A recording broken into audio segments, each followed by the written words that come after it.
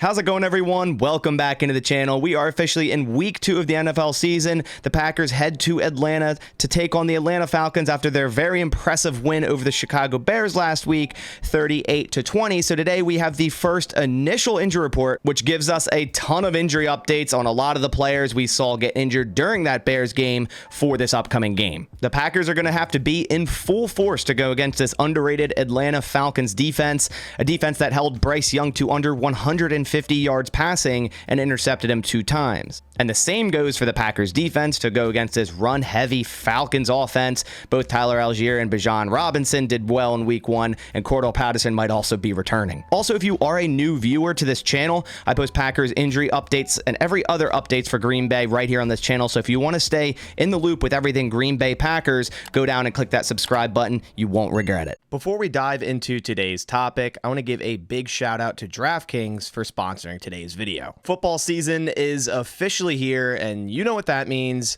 fantasy football punishments. But not this year. I'm getting in on the action with Draftkings Casino and saving myself the embarrassment. And this month I'm partnering with Draftkings Casino, the #1 online casino app, to let you guys know about a great new deal they have going on. All new customers who sign up using my promo code Basara and deposit a minimum of $5 will get their deposit matched dollar for dollar up to $100 in casino credits. You heard that right. Draftkings is matching all new customers' deposits dollar for dollar up to $100 using my promo code Basara, B-A-S-A-R-A. So gear up for game day with Draftkings Casino exclusives like Touchdown Roulette and Touchdown Blackjack, plus over 175 games for you to get in on the action. If DraftKings Casino isn't yet available in your state, make sure to check out the DraftKings Daily Fantasy app, where you can win cash prizes all season long, and most importantly, DraftKings is safe, reliable, and secure. So go and head to the DraftKings Casino app right now. Sign up using my custom promo code Basara, that's B-A-S-A-R-A, and new customers can make a deposit of at least $5, and DraftKings will match that deposit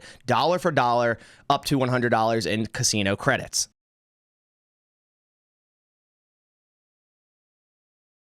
All right, so without further ado, let's bring up this Packers injury report. And at the top of the list, we see David Bakhtiari. I feel like this is how it's going to start every single injury report. I'm going to say at the top of the list, we see David Bakhtiari with his veteran rest, knee injury, did not participate, didn't practice all last week, and yet still owned the Chicago Bears. He was having fun out there. He was having no problem blocking any of the Bears defenders and had an awesome game. So if David Bakhtiari can not practice all week and put out performances like that, I'm all good for it. But once it becomes a problem, maybe he should practice at least 1 day a week. But until that point, I'm completely okay with this. He's still one of the best left tackles in the league and allowed Jordan Love pretty much all day in the pocket last week. Next on this list, we see Romeo Doubs with the hamstring injury. He is still limited. He'll likely be limited today, tomorrow, and then maybe be a full participant Friday. It's nice to see him still practicing. Nothing flared back up in that game. He scored 2 touchdowns, had a wonderful game stepping up in the absence of Christian Watson. So nice to see that not flare back up, and it seems like Romeo Doubs is getting over that hamstring injury. They're definitely going to need him. He's one of Jordan Love's favorite targets, especially on that 3rd down where they were extremely proficient last week. So good to see him practicing today. Rashawn Gary, limited participation. He only had 12 snaps last week on defense, 10 of which were pass rushing snaps, and he recorded 5 pressures. I think Matt LaFleur even had him at 6 pressures. So I like to see that keep getting ramped up. Maybe he'll see 15 to 20 pass rushing snaps this week and maybe 20 to 25 total snaps on the defense, and just ramp it up every week. But he looked insane out there last week, especially against rookie Darnell Wright. I mean, Rashawn Gary is back and better than ever. Then we see Elton Jenkins' knee injury, limited participation. Not sure if this has anything to do with his ACL knee from last year, or it's a completely different injury and it's just a limited participation. Nonetheless, at least he's practicing in some fashion today, if it is a new injury or in correspondence to his ACL a couple years ago. So it looks like he's ready to go and good for this week. Then we see Anthony Johnson Jr., a full participant. He was a full participant all last week with his knee injury. He was a healthy scratch in last game, so we'll see if he ends up being active in any of the next few weeks. Then the 3 most important ones at the bottom all did not participate. Aaron Jones, classified as a hamstring injury as we expected. Quay Walker with his concussion, and of course Christian Watson still with his hamstring injury. Now, firstly, talking about Aaron Jones, again, we've talked about hamstring injuries all last week. They're very difficult to deal with. You don't want to rush someone back. So seeing him not practicing today, you know, is what I expected. Now, tomorrow is going to be a big day for all three of these players. I doubt Quay Walker's able to play in this week 2 game, but it's a huge day for Christian Watson as well. He was on the practice field in the rehab group, so he didn't practice individually or in teams, but he was in the rehab group, so kind of his ramp-up period with this hamstring injury tomorrow is going to be very important for Christian Watson. If he at least gets limited tomorrow, he might have a good shot to play in week 2, but if he doesn't practice tomorrow, he's likely out for the second week in a row. The same goes for Aaron Jones. If he doesn't practice tomorrow in some capacity, my best guess is he's out for this Sunday, but I've seen weeks where Aaron Jones pretty much doesn't practice all week and still plays on Sunday. That guy is a trooper, so it wouldn't surprise me if he didn't practice tomorrow and say was limited Friday and played Sunday. We'll see how that all goes, but AJ Dillon's definitely going to have to step up. Kind of had a rough game in week 1, and it seemed like every time Aaron Jones wasn't on the field, that Packers offense struggled, so definitely something to monitor. They're definitely going to need Aaron Jones. He is,